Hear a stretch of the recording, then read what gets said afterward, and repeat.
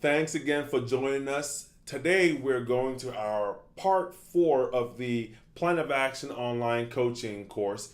So excited to have you here. As always, I'll let you know I am very informal. I love to have a conversation and enjoy this time. And my hope is to create a bond with you. My hope is to connect with you and for you to really get the most out of this experience with another hope of moving into a long-term relationship as a coaching consultant for you personally. And would love, if you're interested and would love to explore what that looks like, just reach out to me. You have my emails.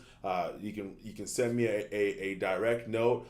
My hope is I can help you to continue to drive more results in what you do and how you do it. So feel free, and I would be more than excited to work with you personally. Let's jump right back in. Last course, we focused on hitting the target, right? I'll do a quick recap and we'll jump into today's study.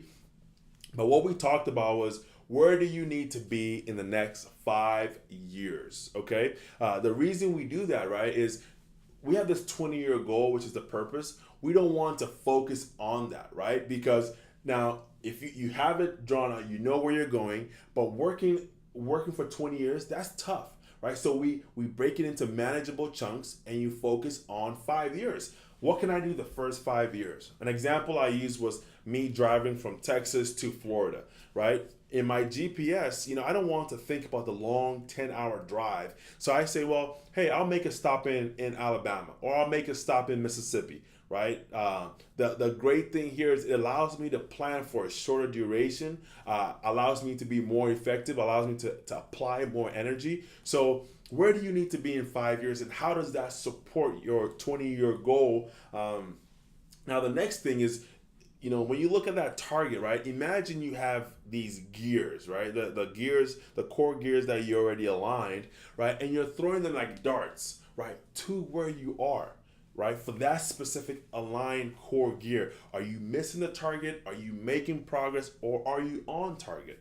Now, next question you have to ask is, what do you need to start doing if you're not hitting the target, if you're not on target, right in the bullseye there in the middle? What do you need to do to start moving from one range to the next, right? So if you're missing the target, what do you need to start doing to begin making progress? If you're making progress, what do you need to do to begin getting on target? And if you're already on target, right, what do you need to do to strengthen what you're already doing, okay? Now, the next question is probably the most important question here is, why is it important, right? If you don't know the why, if you don't know why you're doing what you're doing, then it is just action. You're just doing stuff, right? But it has to be directed action, right? You need to know why you're doing it and when you will be successful, okay? So we're moving on to today's study. We're looking at supporting roles, right? Now you may ask, supporting roles, what does that mean? Right? I am an advisor, okay? I'm a consultant, I'm a coach. But those are not the only roles that I have on a daily basis. I'm a husband, okay? I have a beautiful wife. I'm a friend. I have a ton of good friends. I'm a brother. I have two sisters. I'm a son. I have a mother. I'm a grandson. I'm a nephew. I'm an athlete. I'm a reader. I'm a mentee. I'm a mentor. All these roles are things that we do. These are things that we have in our lives, right? And as I always share with you, Tori here is an example, and Tori is a fake name of a real client. And here are some of the findings that we had in one of our sessions. In your roles, you have mandatory roles and you have optional roles, right? In your mandatory roles, I'm married. That's a mandatory role. I'm married for the rest of my life. Right? An optional role is maybe being a friend. There's some friends that you may not need to be friends with, right? Those are some optional roles. What is important is that you begin to understand and list out your mandatory roles. In my case, being a husband, if I have kids, being a father, being a good friend, being a great son. These are roles, and being a great advisor, a great coach, a great consultant, a great mentor. These are roles that are mandatory for my life, for me to live well and to achieve my purpose in life. Optional roles, a coffee drinker. That's optional. The money I spend on this optional role, I can eliminate this optional role and pour that money into some of my mandatory roles. Maybe mentoring. So instead of just drinking coffee, I use that money to buy coffee for one of my mentees, right? So the whole purpose of this activity is to understand the most important roles in your life today. So what you're going to do is you're going to list out your mandatory roles, as many as you can think of, right? And your optional roles. Okay? Then what you're going to do is you're going to rank them, right? There are some optional roles that can be ranked high. So just because it's an optional role doesn't mean it's not necessary. Okay? I don't need to read, right? That could be an optional role. The time I spend reading, I could spend listening to a friend who's going through some struggles, or working with a coachee.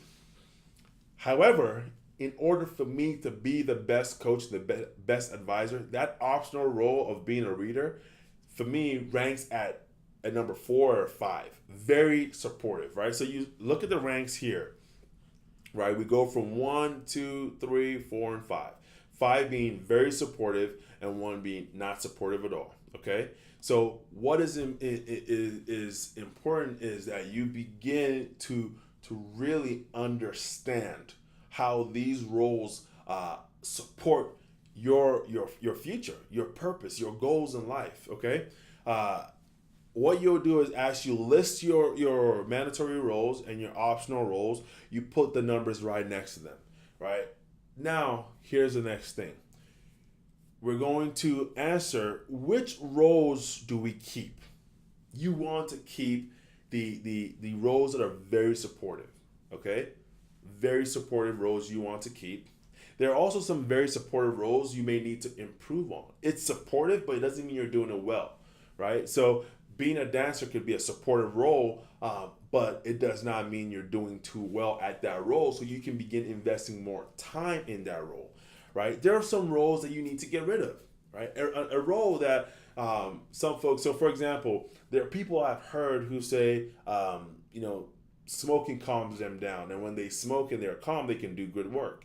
Well, so in their mind, smoking may be a supportive role, right? However, is that a good role to keep or a good role to get rid of, right? So if you're pursuing good health and delivering great work to your clients, you may want to get rid of that role and look for other roles that support you in being calm at the work you do, right? So understanding which roles to improve, which roles to get rid of, is key to the work that you will be doing.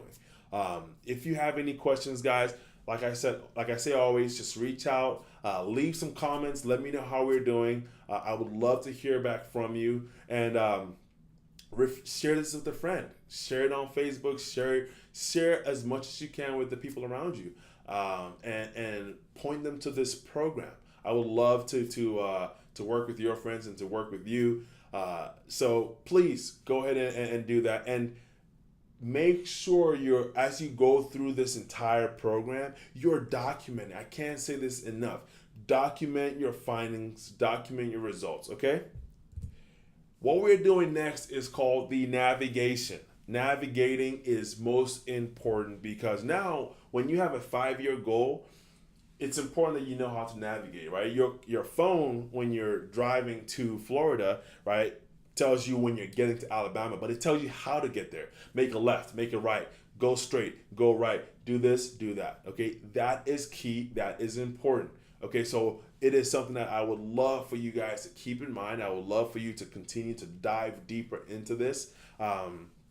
We will be touching base on this in the next course, and in the time being, like I said, reach out if you have any questions, and I'll talk to you soon. All right, take care, guys.